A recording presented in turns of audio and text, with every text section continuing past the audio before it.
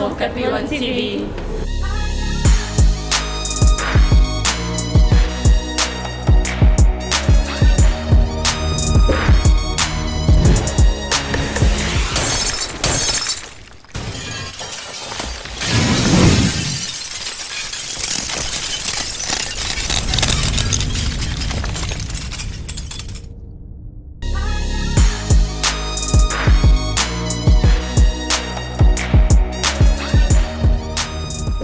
Le projet Hydromètre, qui vise le renforcement des services climatiques et hydrométéorologiques de la RDC, continue sur bon nombre de chemins.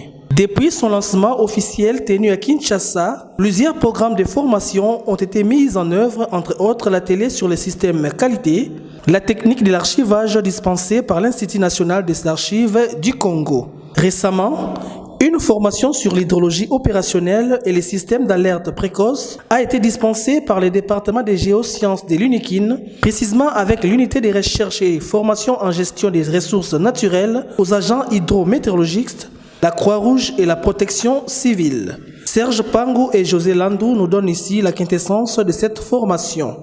Cette alerte prévient au danger précoce, c'est-à-dire qu'il doit venir avant que la catastrophe n'arrive. Voilà en soi la quintessence de cette formation. Mais c'est une formation de très grande importance parce que dans notre pays, jusque-là, il n'y a pas ce qu'on appelle les systèmes d'alerte aux catastrophes. Il n'y en a pas. Et donc ce sera une grande première.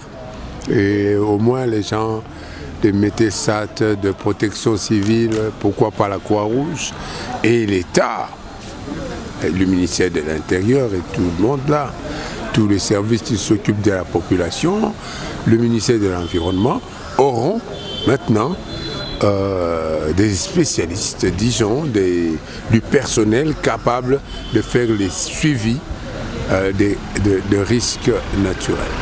Nous devons, surtout au niveau des gens qui sont impliqués dans les domaines de l'eau, je cite la Mételsat et la direction des ressources en eau au niveau du ministère de l'Environnement, de mettre tout en œuvre de façon que tous nos bassins versants du pays soient mieux étudiés, mieux équipés en instruments de collecte de données pour mieux faire des prévisions, des alertes précoces quand il y a les phénomènes naturels qui arrivent, qui amènent généralement des catastrophes.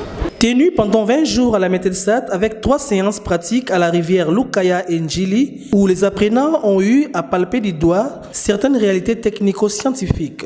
On a eu à installer la station pour contrôler les eaux de la rivière Lukaya. Je travaille sur le moulinet est déjà fixé dans l'eau. Maintenant, nous comptons la vitesse de le lisser. C'est ce que nous sommes en train de le faire. Voilà, excusez-moi parce que je suis concentré en train de prélever. Merci.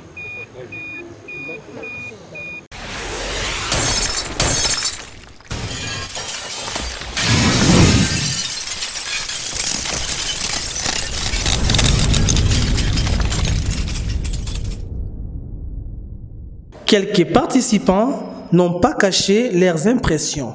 Cette formation doit aller jusqu'au fin fond du village même, pourquoi pas, et toujours en collaboration avec la météo. Nous faisons croire que ce que nous avons appris comme connaissance, nous aurons à les pratiquer les jours à venir avec les équipements qui seront fournis par la produit Hydromètre, que nous allons vraiment mettre en place un système d'alerte précoce pour pouvoir réduire les risques de catastrophe. La formation s'est clôturée avec la remise des attestations aux apprenants et que le DG de la Mételsat, Cordon de l'Hydromètre, a rappelé ce qui suit.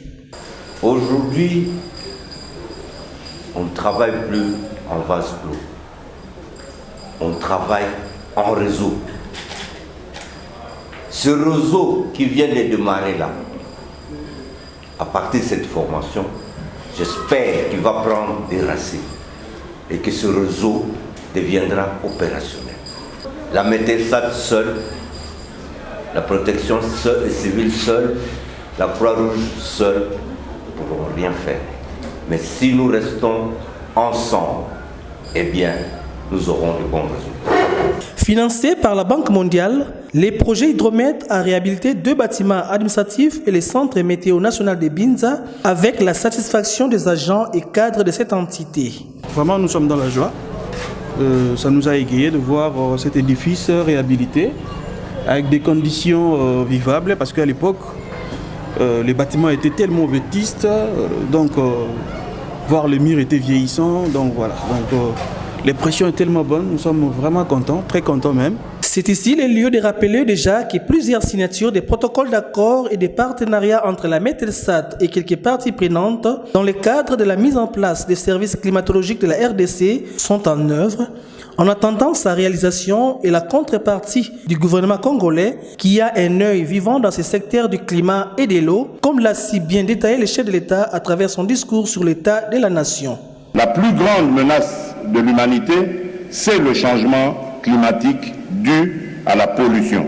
Et la République démocratique du Congo est une grande partie de la solution à ce grand défi qui guette la planète. Nous devons en être conscients et élaborer des politiques conséquentes.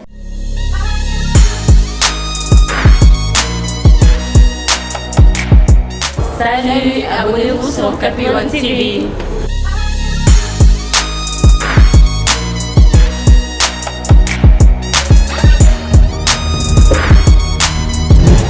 Salut chers internautes, vous êtes nombreux à nous suivre, mais pour que vous continuiez à suivre parfaitement notre chaîne, n'oubliez pas de vous abonner et de partager massivement. Allez, abonnez-vous, cliquez dessus, je vous attends. Allez, abonnez-vous.